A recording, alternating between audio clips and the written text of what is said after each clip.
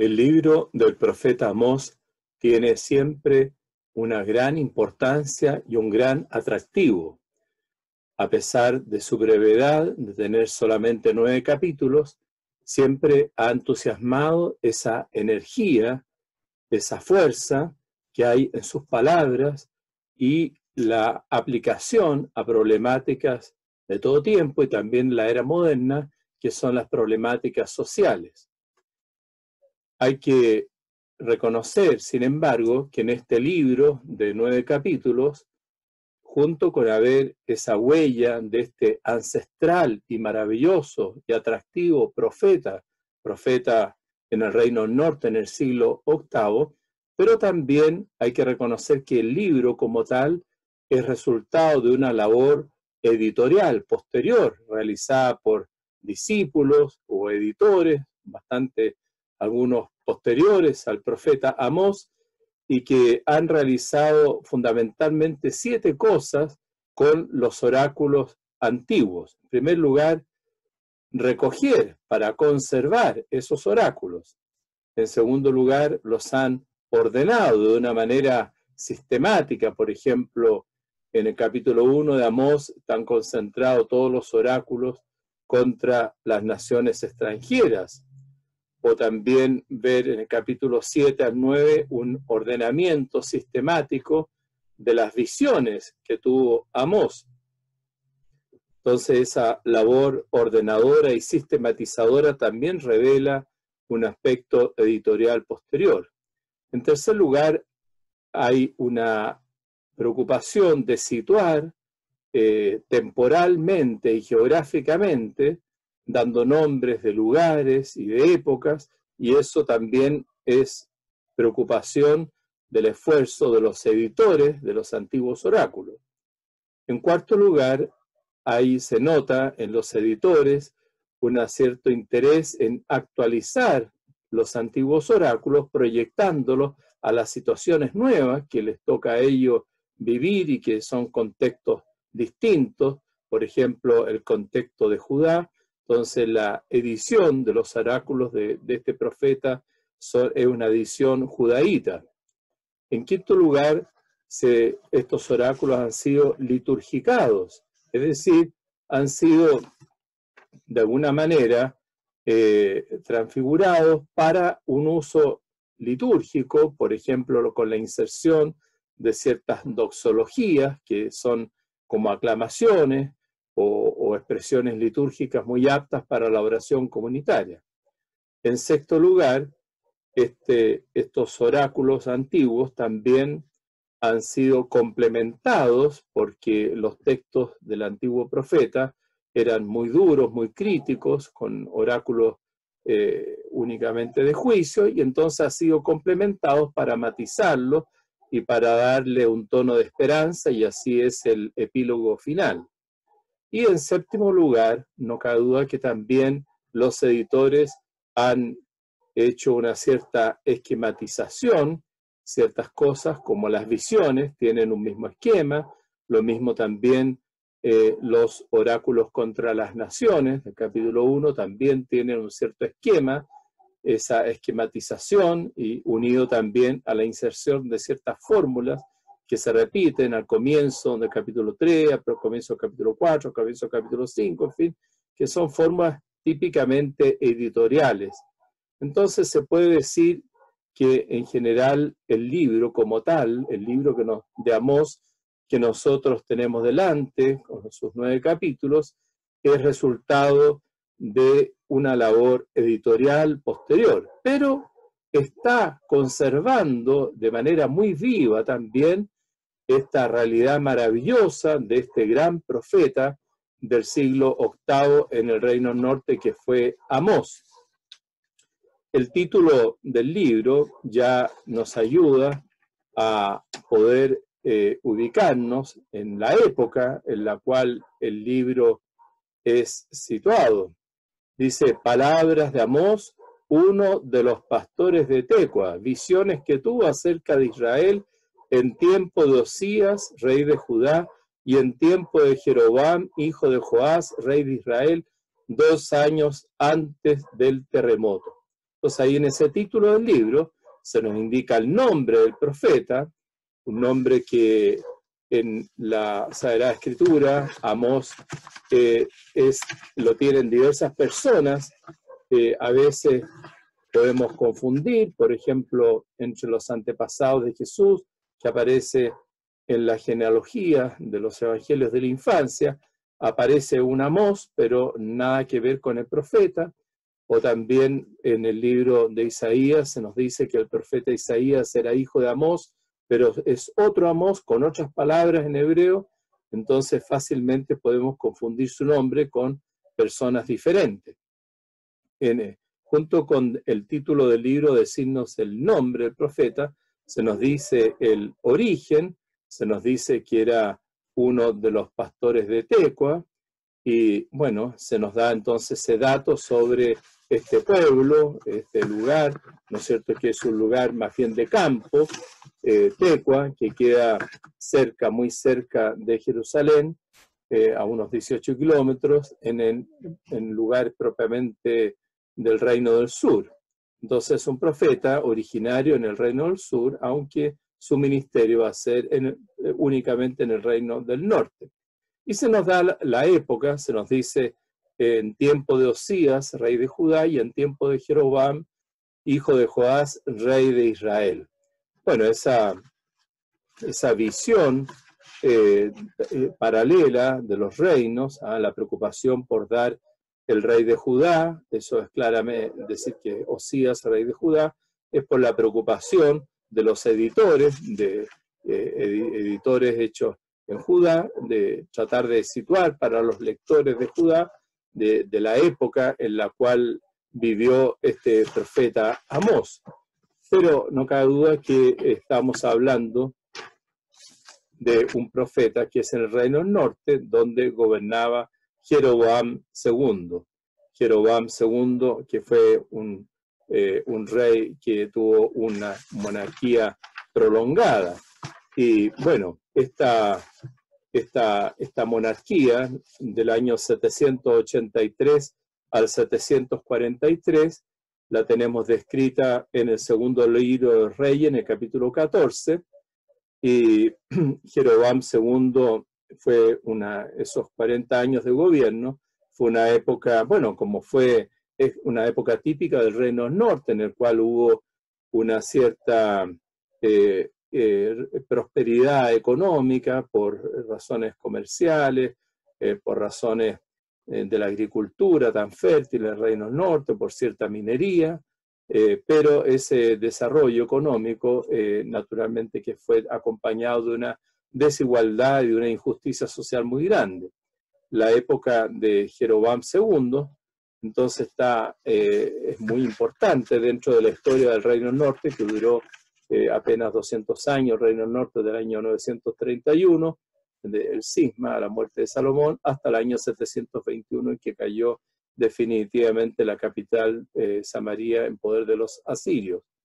Bueno, entonces el título del libro ya nos sitúa en esa época de Jeroboam y se nos dice 2 años antes del terremoto.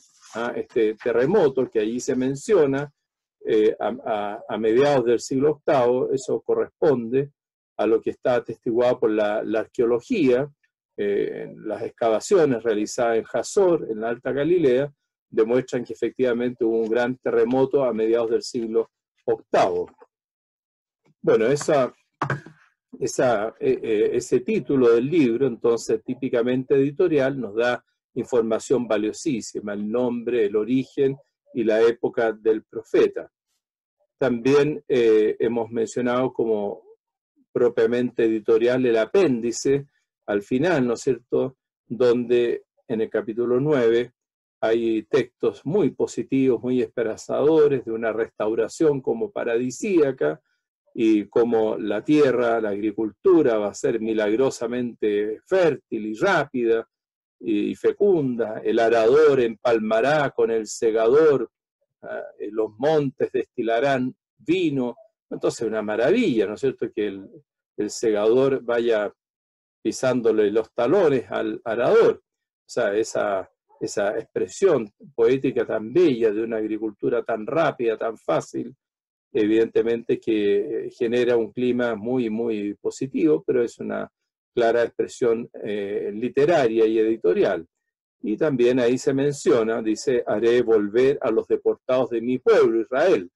Reconstruirán las ciudades devastadas, dice 9:14. Entonces, ahí se ve que el libro de Amós es un libro que supone, la edición del libro supone ya la deportación. La pregunta es, ¿cuál deportación? Porque una fue el año 721, en la caída de Samaria en poder asirio, narrada en Segunda Reyes, capítulo 17, que fueron los habitantes del reino norte dispersos en distintas zonas por los asirios en distintas regiones, y fueron traídos en sustitución de ellos colonos de distintos orígenes. Entonces esa deportación del reino del norte es una de las alternativas. Y la otra posibilidad es que se trate del acontecimiento del 587, o sea, la deportación o la partida al exilio, cuando Jerusalén cayó en poder de los babilonios y fueron llevados entonces exiliados a Babilonia. Bueno, el libro como tal, aunque se hable de Israel, eso claramente indica el reino del norte, pero el libro tiene huellas editoriales del reino del sur, y dado que se refiere también a la dinastía davídica, porque dice, aquel día levantaré la cabaña ruinosa de David, por lo tanto, dado que esa dinastía davídica quedó en estado ruinoso, efectivamente el 587, entonces es muy posible que se trate entonces de esa deportación del exilio en Babilonia, a lo cual está haciendo alusión el título. Por otra parte, entre los añadidos que hemos mencionado, hay doxologías litúrgicas. Por ejemplo, en el 4:13 dice, está aquí quien forma los montes y crea el viento, y quien descubre al hombre cuál es su pensamiento, quien hace aurora las tinieblas y avanza por las alturas de la tierra, el Señor Dios Sebaot es su nombre.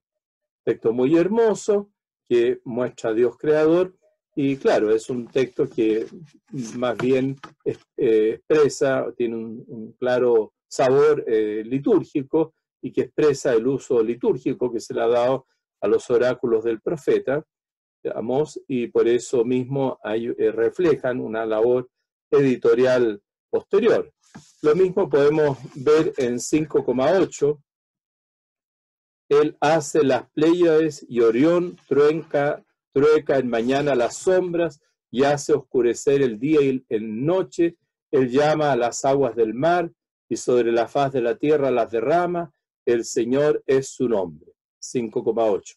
Ese texto también igualmente tiene claro sabor litúrgico, una enseñanza bonita de Dios creador sobre el cosmos, sobre los astros, sobre las aguas y sobre las lluvias y sobre el origen cósmico de la creación. Bueno, también podemos reconocer en 9:5 una labor editorial posterior. Dice el texto, el Señor Sebaot, el que toca la tierra y ella se derrite, y hace en duelo todos sus habitantes, y sube entera como el Nilo y baja como el Nilo de Egipto, el que edifica en los cielos sus altas moradas y asienta su bóveda en la tierra, el que llama las aguas del mar sobre la faz de la tierra, las derrama, el Señor es su nombre. Claro, igualmente un texto poético, claramente de tono litúrgico, y es también huella editorial expresada por aquellos discípulos posteriores que han recogido estos oráculos del antiguo profeta.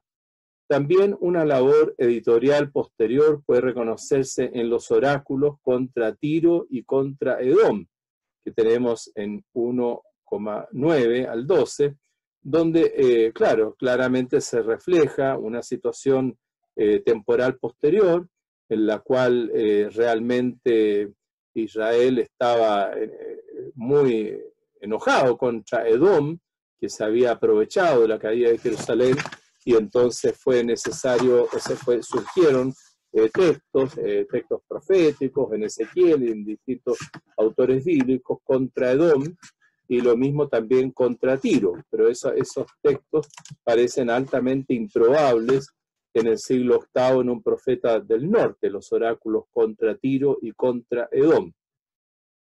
Al mismo tiempo pueden considerarse posteriores ciertos textos que tienen claramente una redacción deuteronomista, como es el caso de 8,11, cuando habla del hambre de la palabra de Dios.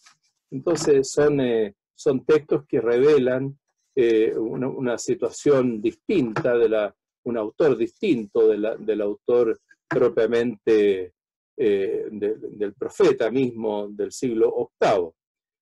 Bueno, todo esto que hemos mencionado, estas hipótesis sobre las adiciones o aspectos añadidos o complementarios o editoriales que son posteriores, son hipótesis muy, muy interesantes, pero siguen siendo, por supuesto, hipótesis, aun cuando tengan un gran respaldo y se han sostenido en gran consenso por los exégetas actuales. Bueno, en el libro de Amós, en estos 9 capítulos que tiene este libro maravilloso, lleno de fuego, lleno de vida, está claramente presente la huella insustituible del Amós histórico, del profeta que vivió en el siglo VIII, que ejerció un ministerio en torno al año 750 más o menos, a mediados del siglo VIII, en el Reino del Norte. En el libro ahí están presentes distintos nombres de lugares, por una parte Tecoa, ¿no es cierto?, que es el lugar de origen de él, a 18, 17 kilómetros de Jerusalén, pero también todos los demás nombres donde fue el escenario ministerial del profeta, Betel, nombrado bastante en el libro, ¿no es cierto?, en 7:10, 3:14, 4:4, 5,5, Betel, que era santuario principal, originado ya con Jeroboam I, cuando después de la muerte de Salomón y el cisma político, se hizo también el cisma religioso y se erigieron santuarios rivales en Dan y Betel, santuarios rivales de Jerusalén, y ahí se puso el ternero de oro, representación también de Baal, como representación de Yahvé, y que fue claramente descalificado ese becerro de oro por los textos de la redacción del Éxodo, y bueno, fue muy criticado todo eso por los medios proféticos. Entonces Betel era un santuario importantísimo en el Reino del Norte y aparece muy mencionado en el libro de Amós. También aparece mencionado Gilgal en 4:4 y el 5:5, y Samaria, la capital, en 6,1. Entonces, podemos ver que estos lugares, Betel, Gilgal, Samaria, donde ocurre el ministerio de Amós, son lugares claramente del Reino del Norte. Bueno, ya entrando en la figura misma del profeta, del Amós histórico, la primera pregunta que nos hacemos, ¿se trata de un noked o de un voked? Estas palabras hebreas expresan el oficio que tenía, el trabajo en el cual se desempeñaba Amós antes de su vocación. El título en 1:1 dice que era uno de los pastores de Tecoa, ¿no? Y entonces ahí, ¿no es cierto?, dice Bano Kedim Mitkoa. Entonces el concepto que usas ahí es Noked, el concepto Noked, aparece en 1:1. Y en 7,15 también se dice que el Señor me tomó de detrás del rebaño. Entonces eso indicaría una persona bastante pobre, un campesino, humilde, ¿no es cierto?, un pastor que está detrás del rebaño. Pero la exégesis, especialmente reciente, ha hecho notar que en realidad más que un pastor se trata de un ganadero, una persona que tenía recursos, una persona acomodada. Efectivamente, en 7,15, cuando dice yo soy vaquero o ganadero, usa el concepto voker. Entonces, este concepto, voker, es un concepto que aparece muy poco en la Biblia hebraica, solo reaparece en 2 Reyes 3,4, y allí se usa respecto a un rey, al rey Mesá, que pagó, ¿no es cierto?, tributo, pagó 100.000 corderos, o sea, una persona que es capaz de pagar 100.000 corderos, claramente es un gran ganadero. Bueno, entonces es posible que, dado que Amós era un Boker, y que además en el libro tiene una clara visión internacional, una cultura como de quien se ha formado, de quien ha viajado, eso sugiere que se trata realmente de una persona de recursos y no de un mero campesino. Ahora es necesario ir al mensaje, a la teología de Amós. Lo primero que hay en el libro de Amós es una clara enseñanza sobre la vocación. Amós tiene una profunda conciencia de vocación. Él afirma categórico: yo no soy ningún profeta, ni hijo de profeta.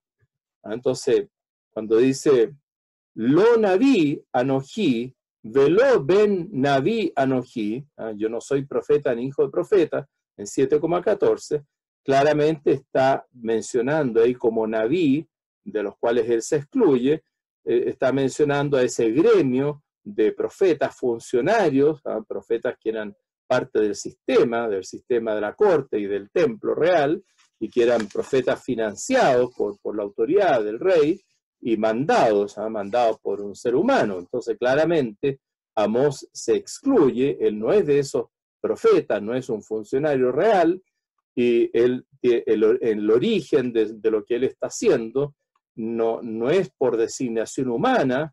Él no pertenece a ese mundillo, él viene de otro lado, no sé, viene del campo, y Dios lo ha elegido, y Dios lo ha llamado, y Amós ve en ese llamado de Dios una cierta como misteriosa ser tomado por Dios, casi como capturado por Dios, usando expresiones, metáforas que en el campo se usan para cazar un animal, ¿no es cierto? La captura de un animal cazado.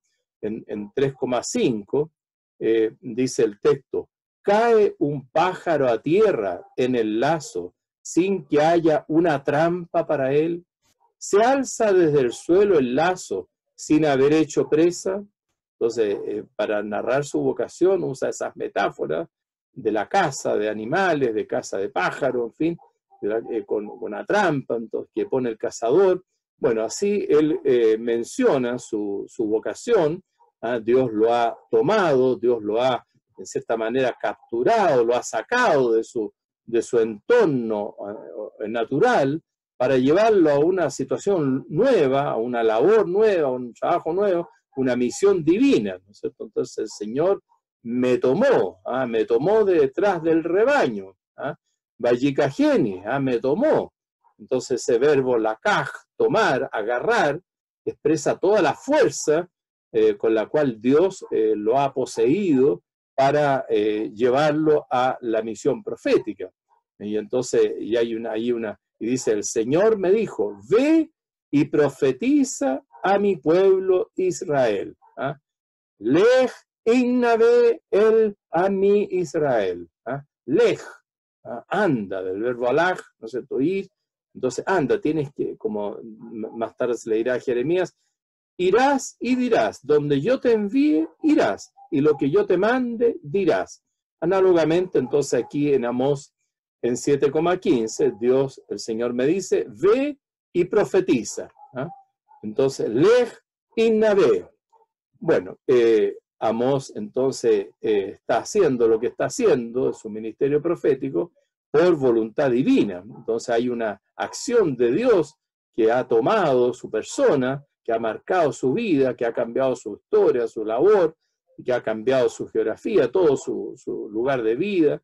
Y bueno, esa es la explicación. Entonces es la raíz divina, sobrenatural, la que explica esta actividad que él está haciendo, entregando la palabra de Dios, y de esa manera Dios lo ha conectado con los profetas antiguos que ha habido profetas, ¿no es cierto? Claro, no profetas escritores, porque recién con Amós empieza a haber en el siglo VIII profetas que llamamos profetas escritores, o sea, profetas de los cuales existan libros con sus oráculos, pero en Israel existían estos memorables, inolvidables profetas, como por ejemplo Elías y Eliseo en el siglo IX, y entonces Amós sabe de esos profetas y sabe que pertenecen a lo más valioso, y él no rehúsa expresar que Dios lo envía a profetizar, a ser profeta, excluyendo, claro, a estos nuevos profetas que han surgido, que son los profetas funcionarios. Bueno, en el libro de Amós, conectado con el tema de la vocación del llamado divino, está el don de la revelación. O sea, Amós tiene muy claro que Dios se manifiesta, que Dios habla, que Dios se revela, y esa revelación acontece de manera especial al profeta. Dice en el 3,7, no hace nada el Señor sin revelar su misterio a sus siervos los profetas. Entonces, in galá sodó, entonces galá, revelar, y sodó, ¿no es cierto? El sod es el misterio. Entonces, bueno, hay un misterio, algo que el hombre le resulta difícil saber, pero que el hombre está llamado a conocer, y para eso existe entonces el ministerio profético, para transmitir esa revelación del misterio, de esto que es el obrar divino y el ser divino, su designio, y todo esto que es incognoscido, desconocido, inconocible, incluso para el hombre, a no ser por el don de la palabra. Entonces, en el libro actualmente tenemos esta como expresión que se repite reiteradamente, ¿no es cierto? Escuchad esta palabra que dice el Señor. Shimhut e adavar ase asher diver Adonai. Entonces, Shimhu, escuchad. Bueno, esto que tenemos en 3,1, análogamente también en 4,1, en 5,1. Entonces, hay una palabra, hay un mensaje, un davar, y ese davar viene de Dios. Es un davar asher diver Adonai, o sea, que ha hablado Dios. Entonces, esa es la maravilla que existe, la revelación. Es una palabra que ha hablado Dios. Y así también hay una expresión que se repite mucho en el libro de Amós, aún siendo tan cortito, que es la expresión Ko amar Adonai, así dice el Señor. Entonces, es la conciencia de que Dios dice, de que Dios habla, que Dios se revela. Esa expresión Ko amar Adonai, así habla el Señor, así dice el Señor, la tenemos en el capítulo 1, en el versículo 3, 6, 11, 13, después en el capítulo 2 lo tenemos en el versículo 1, 4, 6, después en el 5, 4. Entonces, claramente hay un énfasis en Amós, en el libro de Amós, de subrayar a este Dios que se revela, que comunica su palabra, su davar, y que hay un decir divino, esto que en el libro de Amós se dice, desde Jerusalén da su voz. Entonces, un Misharaim y ten coló. Entonces, el col divino, esta voz divina de Dios, entonces es la voz, ¿no es cierto?, que aquí viene a coincidir con el davar, con la palabra, con el mensaje divino. Y entonces, esa voz en el libro de Amós aparece como el rugido del león. Entonces, ruge el león, ¿quién no temerá? Habla el Señor, ¿quién no profetizará? Dice en 3,8. Entonces el león, el aryé, shag, ese shag, ese rugido, que el león en el campo, en la selva, hace ese rugido, que es como una proclamación de su dominio, de que él es el que rige, él es el que manda en la selva. Entonces, él proclama con ese rugido, el león proclama su dominio y lo impone, y suscita el temor. Entonces, ruge el león, ¿quién no temerá? Habla el Señor, ¿quién no profetizará? Entonces, de alguna manera está esta idea hermosa, ¿no es cierto?, del mensaje divino, como una palabra, pero también como un rugido, en cierta manera, y bueno, esta expresión es la que subraya, ¿no es cierto?, la comunicación de un mensaje divino, de una palabra que el profeta está llamado a comunicar. Además, hay una profunda doctrina en el libro, una doctrina sobre Dios, una doctrina propiamente teología. En el libro de Amós, en realidad, y en la vida de Amós, todo depende de Dios. Hay una conciencia de esa soberana intervención de Dios, que también actúa soberanamente sobre la vida del propio profeta, y lo ha sacado de su actividad anterior, y entonces esa acción soberana de Dios, el Dios que es soberano, que es poderoso, que es fuerte, y que es el juez universal.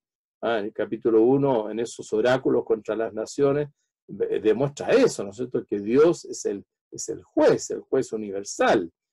Y al mismo tiempo, en el libro hay una enseñanza profunda sobre Dios creador, en estos textos que pueden ser sello de una huella posterior.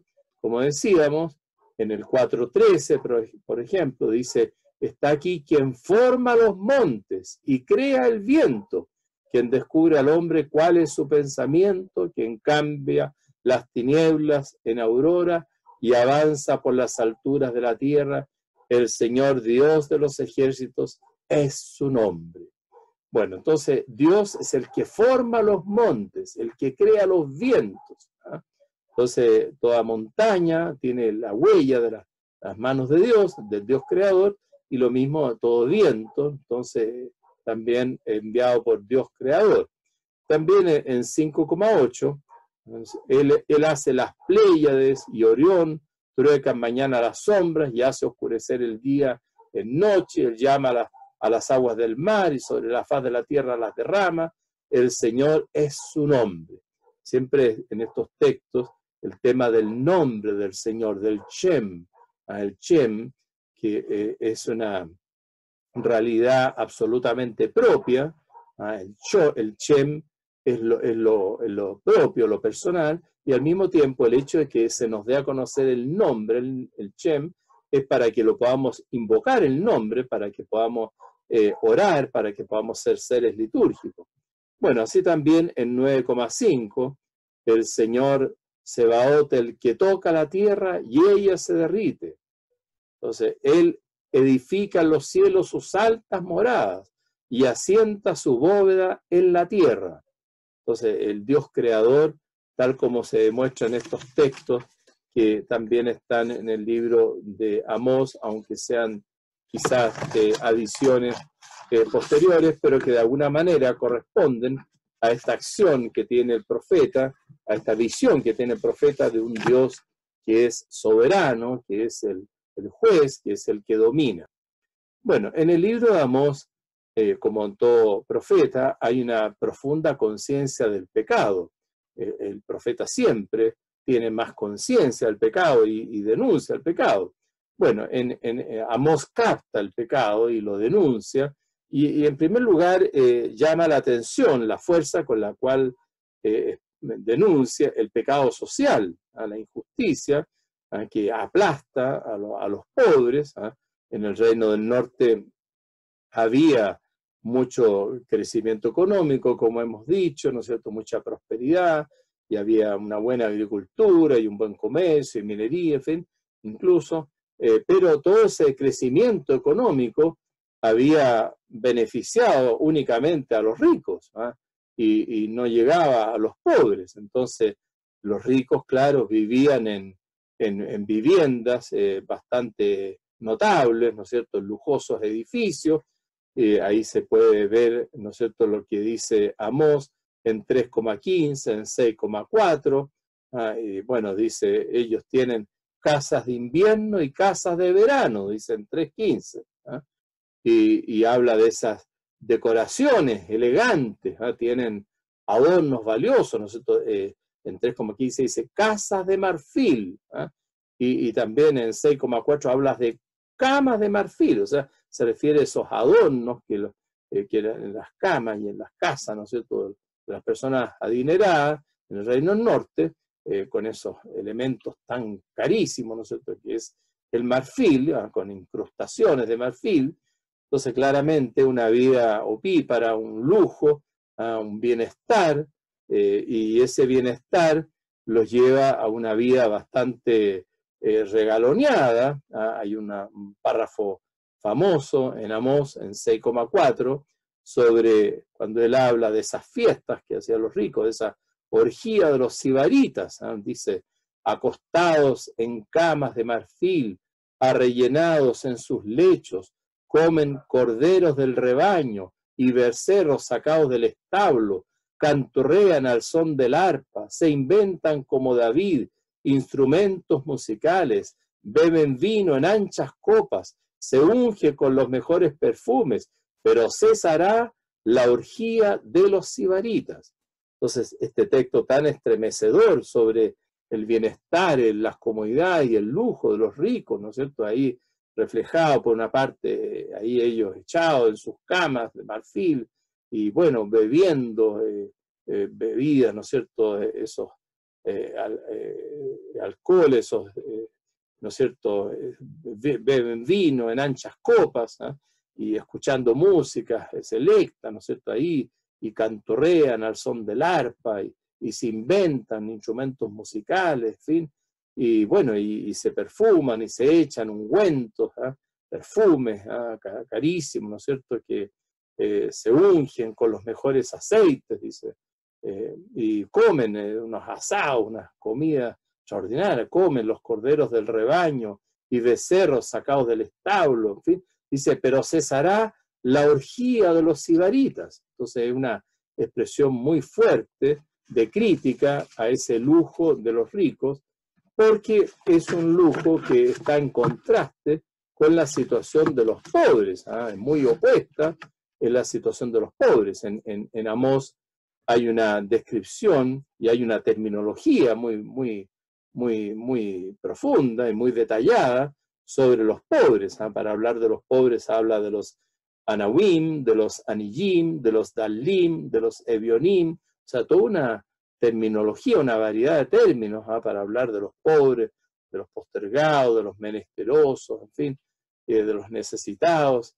Y bueno, y todos ellos son marginados del crecimiento, ese crecimiento económico que ha tenido el Reino del Norte, no les llega a ellos. Ellos están mal remunerados, son pobres campesinos que ahí, y son explotados por los ricos. Entonces, detrás de su miseria hay una injusticia, ¿no es cierto?, la injusticia de los ricos, que dice, venden al pobre por un par de sandalias. Probablemente se puede referir ahí a cómo los campesinos, para contratar un préstamo que les permita volver a sembrar su pequeño sitio, y bueno, tenían que conseguir préstamos, y entonces dejaban la sandalia, que era como el compromiso, como la firma, y entonces esa manera, al final, por las malas cosechas, terminaban perdiendo su tierra, y los ricos terminaban siendo latifundistas, cada vez más dueños ellos solos de la tierra. Entonces los pobres van siendo desposeídos de la tierra, y bueno, son oprimidos, y por eso ahí también en 4,1 dice, oprimís a los débiles, maltratáis a los pobres. Y bueno, esa acción de injusticia, ¿no es cierto?, es con la complicidad de los órganos de justicia, porque en todo estado, en todo reino existe alguien que vele por el oprimido para poder restablecer la justicia, y esa es la labor de los jueces. Pero en Israel del Norte los jueces estaban como comprados por los ricos, y entonces en vez de hacer justicia para construir una cierta equidad, ellos se dejan sobornar por los ricos. Dice en Amós 5,12, aceptáis soborno y atropelláis a los pobres en la puerta, a la puerta de la ciudad, donde se administra la justicia y donde están ahí los jueces, y bueno, los shofetim, los jueces se dejan comprar, se dejan sobornar por los poderosos, y entonces, claro, no se establece la justicia. Y bueno, y el rey es el más culpable de esto, porque es el que tiene más poder entre todas las autoridades, y entonces los reyes también, y en ese sentido, claro, ellos en su lujo de los palacios, como dice ahí en 3,10, amontonan violencia y rapiña en sus palacios. Amós le da mucha importancia a este concepto, ¿no es cierto?, Armenot, los palacios, como el lugar, ¿no es cierto?, de esas moradas de los ricos, donde, bueno, ahí los reyes se acumulan, ¿no es cierto?, y amontonan rapiña. Bueno, y bueno, va a haber un castigo a esas élites, ¿no es cierto?, a esos ricos, y en particular a la monarquía, ¿no es cierto? Y dice, yo me alzaré con la espada contra la dinastía de Jeroboam, dice en 7,9. Y en 7,11, Jeroboam va a morir a la espada. Entonces el Jereb, la espada, va a caer sobre Jeroboam. Entonces es una clara advertencia del castigo que le viene al rey por hacerse cómplice de la injusticia que está oprimiendo a los pobres. Pero es una injusticia que es bastante transversal en el Reino del Norte y que se da en los comerciantes, empresarios, en fin. Ahí dice en 8,4 dice Amós, escuchad esto los que pisoteáis al pobre y queréis suprimir a los humildes de la tierra, diciendo, ¿cuándo pasará el novilunio para poder vender el grano y el sábado para dar salida al trigo, para achicar la medida y aumentar el peso, falsificando balanza de fraude? Lo típico entonces de los comerciantes de ese tiempo era alterar, ¿no es cierto?, los precios, alterar las medidas, ¿no es cierto?, aumentar el peso, ¿no es cierto?, falsificando balanzas de fraude, entonces achicar la medida y hacer que pese más. Y entonces todo ese engaño comerciante, en la cual caían estos grandes comerciantes también, que querían vender ahí las cosechas de sus latifundios, para dar salida al trigo, en fin. Y bueno, ese es el pecado social que existía en el Reino del Norte y que Amós denuncia con tanta crudeza y con tanta energía. También hay en la base de todo está el pecado personal. O sea, el pecado es un tema individual, personal, y eso siempre es así. Y entonces, aunque tenga consecuencias terribles en el campo social, pero brota de una injusticia y de un pecado personal, en una inmoralidad personal, que se grafica ahí en lo que pasaba, por ejemplo, en los cultos de la fertilidad, ¿no es cierto?, con esa fornicación. En 2,7 dice, hijo y padre acuden a la misma mujer. Claro, eso puede deberse a esas doncellas para servicios sexuales que tenían los ricos y que ahí entonces aprovechaban de esa mujer, ¿no es cierto? Hijo y padre, decía, hijo y padre acuden a la misma mujer. Bueno, esa fornicación que estaba también avalada por estos ritos de fertilidad cananeos del culto a Baal, que era el dios de la fecundidad y que se actualizaba con esos ritos orgiásticos muy crudos. Bueno, toda esa fornicación en el fondo es otro elemento más de la corrupción moral y de la crítica y del pecado que Amós critica con mucha fuerza. Bueno, en la base de todas estas conductas sociales o inmorales, personales, está en el fondo la ausencia de Dios, el olvido de Dios, el abandono de Dios. Es siempre la inmoralidad, el pecado, es un hecho teológico, es un menosprecio de Dios. Como dice en 2,4, el pueblo ha despreciado la ley del Señor, la Torá Adonai. Entonces la Torá ha quedado dejada, la gente no pone atención a la palabra de Dios, al mensaje divino, ¿no? Y con eso ofende a Dios la ofensa del nombre de Dios, como dicen 2,7, han profanado mi santo nombre, el Shem divino. Y claro, y por ese menosprecio de Dios y de su ley y de su palabra, tratan de silenciar a los profetas, y entonces en 2,12 dice, han conminado los profetas a no profetizar. Entonces, de alguna manera se silencia la palabra de Dios, la revelación divina, y se mantiene el problema, se perpetúa la injusticia, y la gente no cambia, no se convierte, e incluso los ritos que hacen, los cultos, las liturgias que hacen, que se hace cómplice, porque en vez de convertir y cambiar los corazones, adormece las conciencias. Amós conoce muy bien en los cultos que se daban ahí en el santuario de Betel, en fin, y enumera todas las formas de culto y todos los gestos litúrgicos, cultuales, pero todo eso los enumera de manera crítica, porque es un culto que está también vendido, como esos profetas funcionarios, que también están, o esos jueces sobornados, bueno, todo vendido al poder y a la injusticia. Entonces, muy impresionante lo que dice en 5:21, dice, yo detesto, desprecio vuestras fiestas, no me gusta el olor de vuestras reuniones solemnes, si me ofrecéis holocaustos, no me complazco en vuestras oblaciones, ni miro a vuestros sacrificios de comunión, de novillos cebados, aparta de mi lado la multitud de tus canciones, no quiero oír la salmodia de tus arpas, que fluya así el derecho, la justicia como agua, la justicia como arroyo perenne. ¿Acaso sacrificios y oblaciones me ofrecisteis en el desierto durante 40 años, casa de Israel?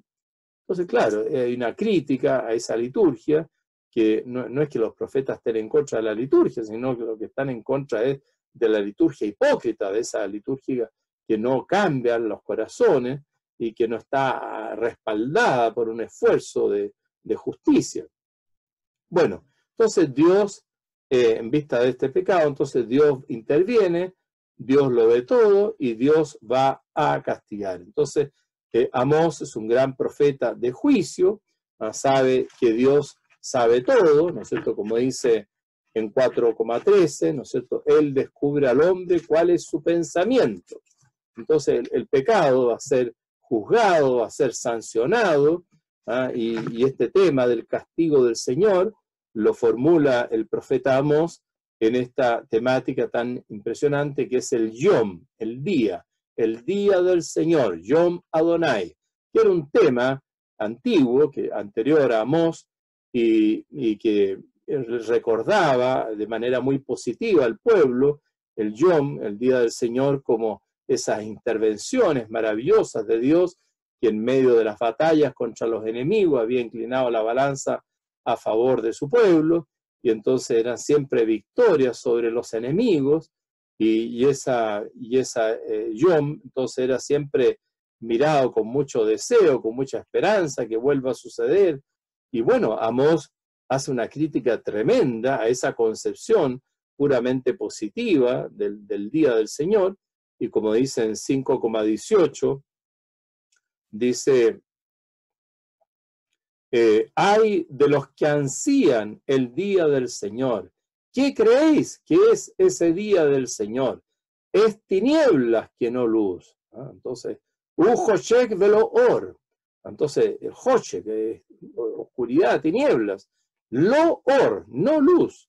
Entonces, el día viene no como un día triunfal a favor de Israel, sino como un día de desastre, de derrota, de castigo, porque va a haber una invasión extranjera, el castigo de la invasión de los asirios, que de hecho ocurrió el año 721, como decíamos, cayó Samaria en poder de los asirios, y entonces Amós anuncia que viene esa invasión, que viene ese castigo, que viene esa derrota, y bueno, en una derrota lo más característico de la derrota es el pretender escapar, el pretender huir, ¿no es cierto?, la huida del vencido. Pero acá eso no es posible, no hay huida, no hay escapatoria. y en 5:18 ahí dice, ¿no es cierto?, como cuando uno huye del león y se topa con un oso, o al entrar en casa apoya su mano en la pared y le muerde una culebra. Entonces es terrible la huida, ¿no? Entonces, claro, una persona en el campo que quiere, ¿no es cierto?, arrancar del león y se encuentra, al darse vuelta, se encuentra con un oso, tan grave esta fiera como el león. Y bueno, él trata de arrancar del oso y llega a la casa agotado y se apoya en la pared, cansado, a descansar, en fin, y de la pared, ¿no es cierto?, le sale una culebra, una serpiente. Entonces esa expresión de una huida inútil, de una expresión de lo drástico que es el castigo, el juicio divino, que se expresa también en otra imagen muy fuerte en el libro de Amós, que es el concepto fuego, el Esh, que aparece muy reiteradamente en el capítulo 1, en el versículo 4, 7, 10, 12, 14, en el capítulo 2, en el versículo 2 y 5. Entonces, todas estas temáticas del fuego, del Esh, subraya también este castigo de Dios, que es un castigo que se va a concretar históricamente a través de una invasión concreta, que es la invasión asiria, como hemos dicho, que va a traer también una deportación. Israel será deportado a su suelo, como dice en 7:17, pero en Amós, esta visión de ese castigo o de ese día del Señor como algo histórico, coyuntural, concreto, que va a pasar a través de Asiria, en fin, y que va a caer Samaria. Bueno, eso es solamente uno de los aspectos, porque en Amós hay un lenguaje universal, perenne. Entonces, detrás de esto hay una enseñanza profunda, de verdadera escatología. Entonces, no es solamente anunciar un castigo temporal como el que sufrió Samaria el año 721 y que ya pasando esa fecha ya nos quedamos tranquilos, sino que hay algo pendiente siempre, y esa es la escatología. Y entonces, bueno, el libro de Amós tiene esta concepción, porque proclama que Yahvé es un Dios universal y que el pecado está en todas partes, entonces, y que el juicio es universal. Entonces hay una escatología mucho más amplia y mucho más perenne, que es válida para todos los tiempos. Y bueno, y por eso dice en 4:12, prepárate para enfrentar a tu Dios, dice. ¿Y quién likrat Eloheja? Entonces, bueno, el libro de Amós entonces insiste en el llamado a la conversión, en el cambio, el verbo shuv, el volver, cambiar, convertirse. Es interesante en este caso el capítulo 4, que lo que más repite reiteradamente, 5 veces repite la expresión, y no habéis vuelto a mí. Velo shaftav adai. Entonces, Velo shaftem adai, bueno, el shaftem, ¿no es cierto?, el verbo shuv, no habéis vuelto a mí, y no habéis vuelto a mí, se lo repite 5 veces, y no habéis vuelto a mí. Entonces, Dios echa de menos la conversión, y la conversión supone tomar conciencia del bien y del mal. Y bueno, como dice, ¿no es cierto?, aborreced el mal y amad el bien, implantad el juicio en la puerta. Quizá Yahvé Sebaot tenga piedad del resto de José. Entonces, en 5:15 está el principio ético fundamental, que hay que procurar el bien y detestar el mal.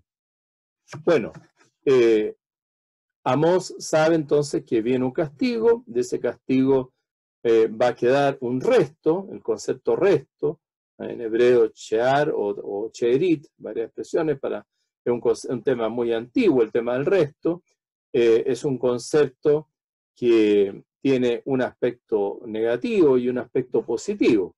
Lo negativo es que, bueno, del todo, por el castigo, queda solamente una parte, entonces es apenas un resto, esto que en Isaías 1:9 habla del residuo minúsculo. bueno, Amós antes de Isaías, unos 10 años antes, habla también del resto y habla, ¿no es cierto? Dice como salva el pastor de su oveja, de las fauces del león, la punta de su oreja. O sea, de cuando llega el león y se come una oveja, y viene el pastor, ¿no es cierto?, a rescatar a la oveja, y lo único que logra salvar es la punta de la oreja, dice ahí en 3,12. Entonces es una expresión muy fuerte de lo pequeño que es el resto respecto a la totalidad, ¿no es cierto? Casi uno diría, en otros términos, habla como de un 10%, en 5,3, ¿no es cierto? De 100 que a un 10, o sea, una cosa menor. O en 6,10 dice, solo unos pocos evadidos, los que logran huir, solo unos pocos. Entonces, el resto es un tema negativo, que, bueno, en Isaías va a tener también una carga positiva porque ese resto va a reflorecer, pero en Amós queda esta. Entonces, ahora viene un último punto. Bueno, pero en este libro hay esperanza, hay algún anuncio positivo de salvación. Bueno, el hecho del resto es que algo queda, no fue total el desastre, entonces hay un cierto porvenir, pero claro, Amós no es muy entusiasta en esto y en esta concepción, y es muy elocuente lo que dice en 5,15, ese quizás, dice, tal vez, quizás el Señor Sebaot tenga piedad del resto de José, quizás, ulay, ese tal vez, quizás en una de esas. Entonces es quizás tenga misericordia, quizás tenga piedad. Entonces es realmente elocuente lo duro que resulta el lenguaje de Amós y lo matizado, lo pequeño que es aquí el mensaje positivo de esperanza. Es verdad que el libro después fue complementado al final del capítulo 9, del versículo 11 al 15, con textos muy hermosos, muy positivos, de una agricultura milagrosa, ¿no es cierto?, en que el arador empalmando con el segador, en fin, y los montes destilando vino, en fin, y después todo un restablecimiento de la dinastía davídica, bueno, todo anuncios muy positivos que es posible que se añadieron justamente a este libro para poder complementar y hacerlo un poco, matizar su lenguaje tan crítico por algo más consolador y más positivo. Bueno, el libro de Amós tiene una fuerza innegable, una importancia enorme, y va a tener gran eco en la posteridad. Por ejemplo, en el Nuevo Testamento, el libro de Amós es citado o aludido 29 veces, según los estudiosos, y bueno, hay distintos textos pero el texto más profundo es el que habla en Mateo 5,6, ¿no es cierto? Esta hambre y sed de justicia, que alude probablemente a Amós 8,11, esto tener hambre de la palabra de Dios, y sobre todo en Hechos 15:16, cuando se cita a Amós 9:11, aquel día levantaré la cabaña de David ruinosa. O sea, esa es un texto mesiánico importante que va a tener fuerza en la posteridad, y entonces es citado en el libro de los Hechos de los Apóstoles. Análogamente, después los padres de la iglesia van a hacer una lectura cristológica del libro de Amós y van a ver en el libro de Amós claras referencias a la pasión de Cristo, a su muerte, a su sepultura, incluso a la tradición de Judas, y van a hacer toda una lectura cristológica muy profunda del libro en los padres de la iglesia.